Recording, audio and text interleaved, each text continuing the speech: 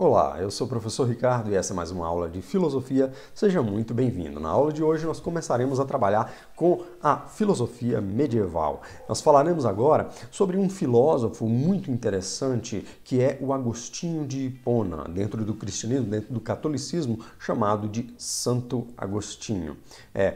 O período que o Agostinho vai escrever sua obra teológica e filosófica é no final da Antiguidade, né? Vamos dizer assim, na Baixa Antiguidade e no princípio, especialmente no princípio intelectual do período medieval. Tá? O movimento ou a escola de filosofia dentro da qual está inserido o pensamento de Agostinhos, né? Agostinus Aurélio, ou Santo Agostinho, ou Agostinho de Hipona, é chamado de patrística. A patrística vem a ser este movimento intelectual de apologética. A apologética, a defesa da fé cristã em contrariedade às heresias ou aos opositores da fé, aqueles especialmente que se baseavam em outras religiões ou algumas outras teorias filosóficas. Os apologetas, portanto, eram padres da igreja, eram sacerdotes. E estes padres apologetas desenvolveram este movimento, esta escola de pensamento que tanto é teológica quanto é filosófica, que a gente vai chamar de patrística. O contexto da patrística é muito interessante, por quê?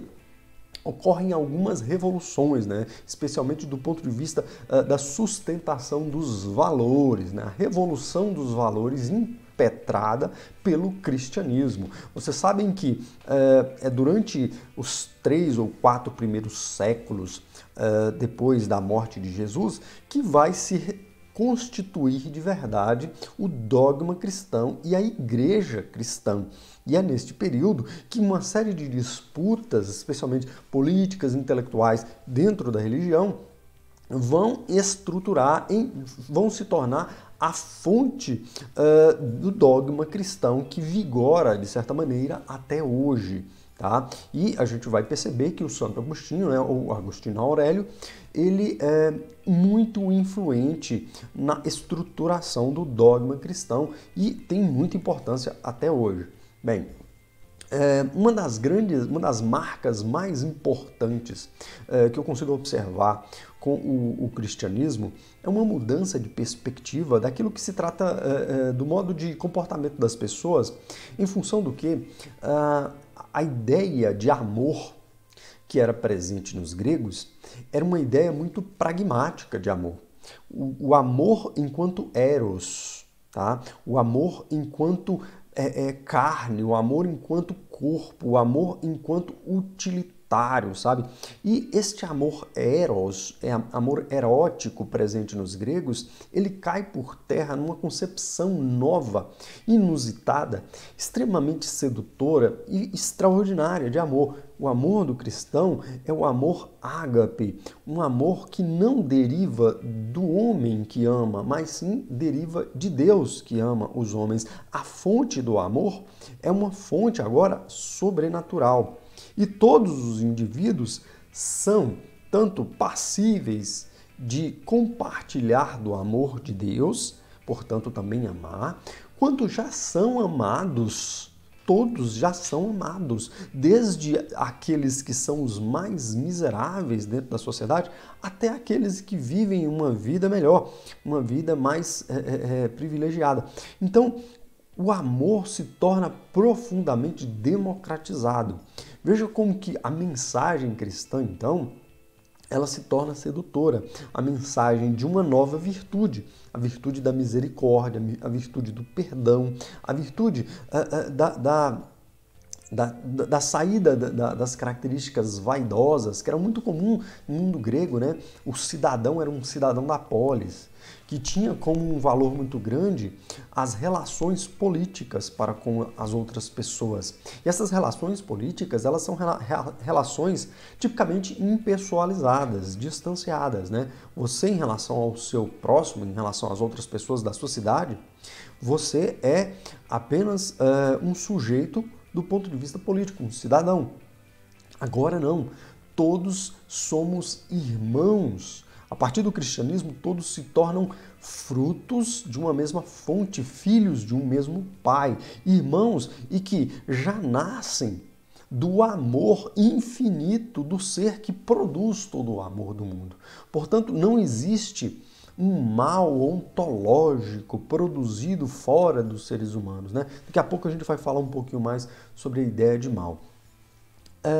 O Deus que surge desta perspectiva religiosa nova, que é o cristianismo, é um Deus redentor. O que é redenção? Redenção é um resgate, é a salvação, é aquele que confere, né, o poder a quem é fraco. E como existe uma grandíssima parcela da população extremamente enfraquecida em muitos aspectos, especialmente do ponto de vista dos aspectos sociais, da vida miserável, da falta de direitos, né?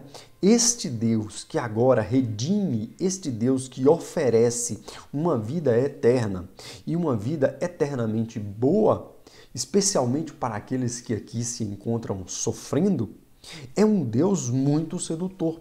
E esta mensagem, assim sedutora, cativa muitos e muitos grupos de pessoas, o que faz com que ocorra a erição, né, com que erija uma grandíssima igreja com um grande poder, tanto terreno quanto supraterreno, né, e tem valor até hoje. Né? A presença dessa nova perspectiva, juntamente com algumas outras características do surgimento da medievalidade, como a ruralização da população, a escassez de escolas de pensamento, especialmente escolas filosóficas, aquelas grandes escolas filosóficas gregas, elas vão aos poucos deixando de existir. E aí os últimos redutos do pensamento, os últimos redutos da intelectualidade se tornam os mosteiros das igrejas. Daí então, notadamente, serem os padres da igreja aqueles que vão produzir algum tipo de pensamento.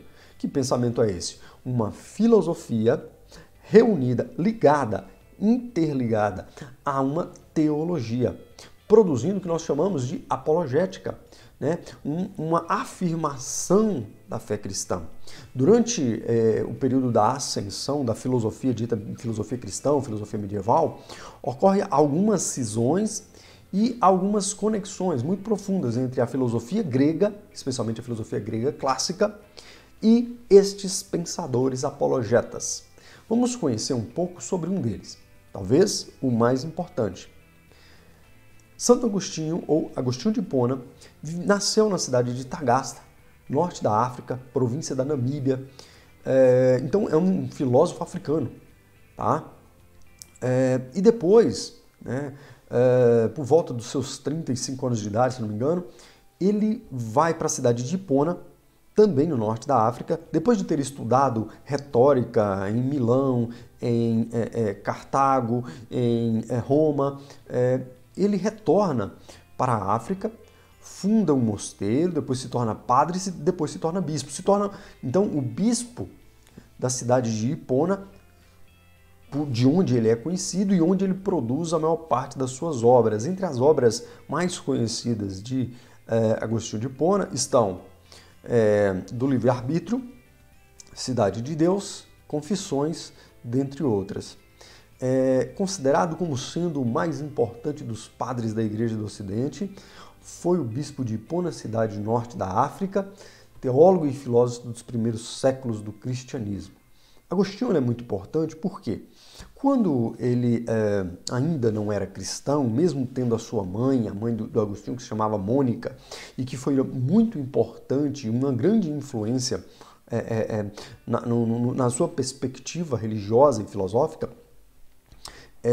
Agostinho ele tinha conhecido muitas filosofias, né? Foi muito influenciado pela obra de Cícero, né? Leu muito Cícero, conheceu os estoicos, os ceticistas, né? E depois ele vai conhecer o pensamento de Platão, mas não em vias próprias, quer dizer, ele não lê os livros de Platão, mas sim ele lê os livros de um neoplatônico, que é o Plotino, tá? E lendo a obra de Plotino, ele já aí convertido para o cristianismo, começa a perceber a necessidade de conferir uma legitimidade intelectual ao cristianismo, tendo em vista que, quando ele leu a Bíblia, ele tinha dificuldades de compreender o texto bíblico por perceber na Bíblia uma característica antropológica muito forte, uma fragilidade do trato com o texto, né? Algumas ambiguidades que apareciam. Então, o que o Agostinho faz? Ele fala, nossa, eu preciso então, né, os cristãos precisam então dar uma legitimidade intelectual ao texto bíblico. E aí, a partir de então da leitura das epístolas de Paulo, né, ele consegue ter esses grandes insights, né, que se tornam a base para o seu pensamento filosófico e teológico. Agostinho, o que ele faz? Ele começa a escrever sua obra apologética, tentando, né, justificar, né, algumas matérias muito importantes para a religião cristã, e para isso ele vai resgatar alguns elementos da filosofia de Platão. Então isso é muito importante. Se aparecer em alguma prova de vestibular para você, qual é o filósofo grego que mais influenciou a obra de Agostinho de Hipona? Foi Platão. A obra de Platão, especialmente o dualismo platônico, a teoria da reminiscência platônica, a ideia de ascese, né, de dialética ascendente em Platão, se tornam fundamentais dentro da obra de Agostinho. Agostinho, então, ele vai dizer o seguinte, que Deus, como um ser absolutamente bom, perfeito, onipresente, onipotente, onisciente, é a sede da verdade.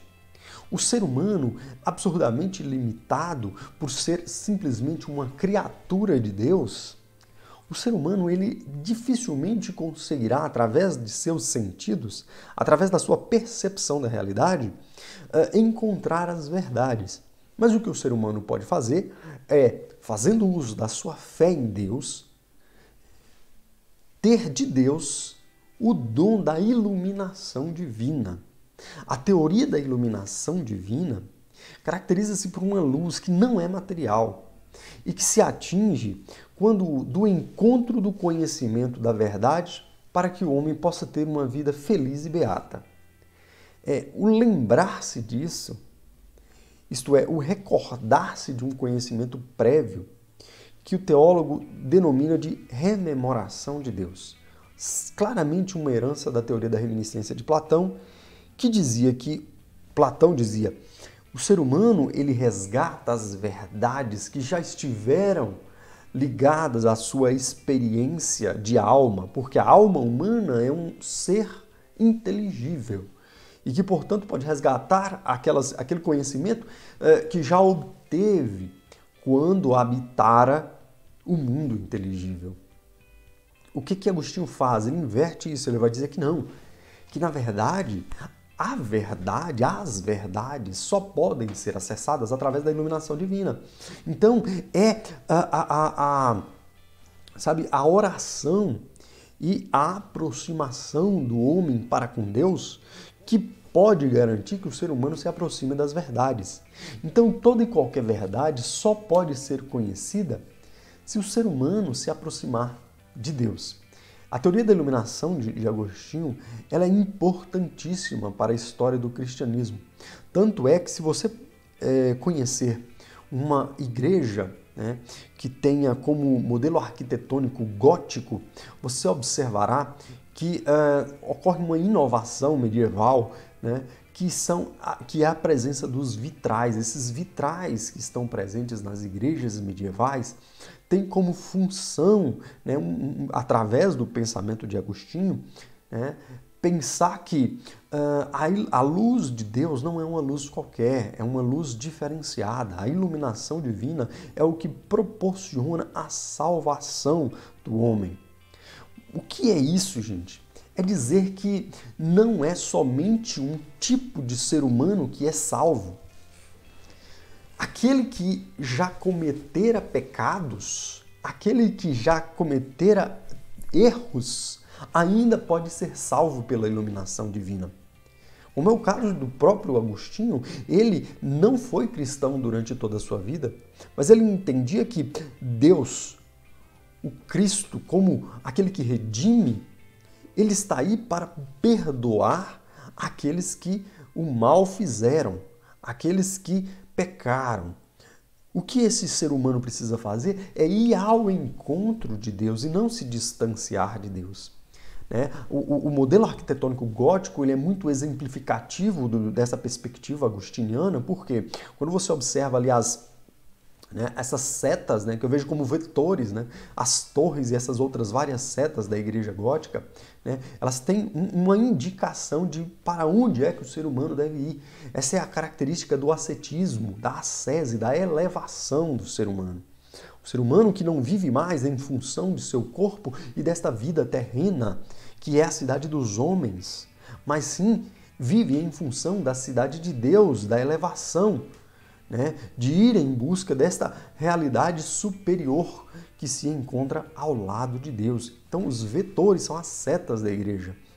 Sem falar da planta baixa da igreja gótica, que comumente é produzida no formato de uma cruz deitada, por isso a existência de 3 altares, nós temos também os grandes vitrais, com uma luz entrecortada por cores diversas, para simbolizar a luz divina que recai sobre o indivíduo, que é abençoado dentro do templo, dentro da igreja. É muito bacana isso. O que acontece é que o Agostinho, muito preocupado em entender por que as pessoas cedem ao mal. O que é o mal? De onde vem o mal? De onde ele provém? Se Deus é o sumo bem, se Deus é eterna bondade, como haveria o mal? Agora eu quero ler para vocês, e peço licença, para que leiamos um trecho do livro As Confissões de Santo Agostinho, para a gente entender como ele refletiu sobre este tema. Eis aqui Deus e eis aqui as coisas que Deus criou. Deus é bom, imenso e infinitamente mais excelente que suas criaturas. E como é bom, fez boas todas as coisas. E vede como as abraça e penetra. Onde está, pois, o mal? De onde e por onde conseguiu penetrar no mundo? Qual é a sua raiz e a sua semente? Será que não existe? E por que recear e evitar o que não existe?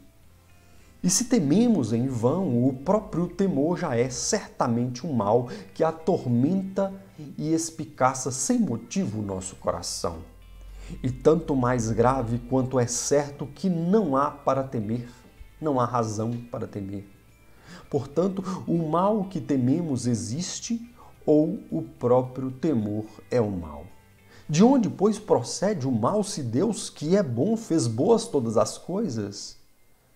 Bem superior a todos os bens, o bem supremo criou sem dúvida bens menores do que ele.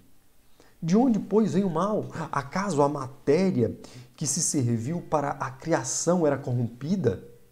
E ao dar-lhe forma e organização, deixou nela algo que não converteu em bem? E por que isso? Acaso, sendo onipotente, não podia mudá-la, transformá-la toda, para que não restasse a semente do mal?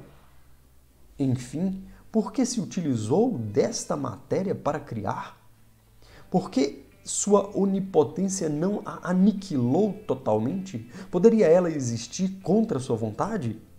E se é eterna, por que deixou-a existir por tanto tempo no infinito do passado, resolvendo tão tarde servir-se dela para fazer alguma coisa? Ou, já que quis fazer de súbito alguma coisa, sendo Deus onipotente, não poderia suprimir a matéria, ficando ele só bem todo verdadeiro, sumo e infinito? E se não era conveniente que, sendo bom, não criasse nem produzisse bem algum, por que não destruiu e aniquilou essa matéria má, criando outra que fosse boa e com a qual plasmar toda a criação? Estes são os questionamentos de Agostinho lá nas Confissões para pensar qual é a origem do mal. Existe o mal? Sim, o mal existe. O mal, ainda que seja o que me atormenta, por não entender sobre o mal, isso já é o mal. Qual seria a sua origem, então? Se Deus é o sumo bem e fez boas todas as coisas, de onde proviria todo o mal? A resposta que Agostinho vai encontrar é uma resposta que tem a origem lá no pensamento de Plotino, mas que ele vai desenvolver muito e que vigora, em certa medida, até hoje na dogmática cristã. O mal se encontra no livre-arbítrio. O que é isso, gente? O que é livre-arbítrio? Olha só, Deus sendo perfeito, eternamente bom, né, completo em si mesmo, Deus criou seres, criaturas. Toda a criação de Deus necessariamente não é Deus. Olhe, a criatura de Deus, não sendo Deus, não é perfeita como Deus é. Portanto, não é completa e não é sábia como Deus. Sendo a criatura de Deus, então, limitada e imperfeita, mas por si só boa, em virtude do fato de ter sido criado pelo próprio Deus, que é perfeito e totalmente bom, não obstante, essa criatura que tem como fundamento esta semelhança para com Deus, já que Deus nos criou à sua semelhança, a possibilidade de realizar escolhas, essa possibilidade de se dirigir-se para com Deus, onde há a existência, onde há o ser. Então, a perspectiva ontológica do mal não existe. O mal não existe enquanto ontologia, que era uma ideia muito presente nos maniqueístas, corrente de pensamento que influenciou em algum período lá o pensamento de Agostinho. Os maniqueístas acreditam que bem e mal são fundamentos ontológicos, quer dizer, que existem em si próprios. Mas Agostinho vai dizer que o mal não existe em si mesmo. O mal não é uma existência ontológica. O mal é uma impressão humana a respeito do fato de que nós nos estamos distanciando do verdadeiro ser, da verdadeira existência, que é Deus. Né? Então, enquanto nós nos distanciamos de Deus, não praticando as ações expressamente ditas pelo Salvador, pelo Redentor, que foi Jesus, nós nos distanciamos de Deus. Essa falta de Deus, essa falta de luz, que seria a penumbra, que seria o mal. O homem dotado de livre-arbítrio é o homem que faz essa escolha entre se aproximar de Deus ou não se aproximar das criaturas. Quando o homem se aproxima das criaturas, não sendo as criaturas o próprio Deus, o homem então tende a cometer-se no mal e no pecado. Como o ser humano, fruto da criação, poderia apresentar essa tendência para o mal, ele, resultado da obra de Deus e da vontade suprema, lá no livro De Liberum Arbitrio, o próprio Agostinho vai dizer: o mal está na distância da criatura para com o Criador. Quanto mais o Criador se aproxima de você, mais você o evita. E aí você se aproxima do que nós chamamos de mal.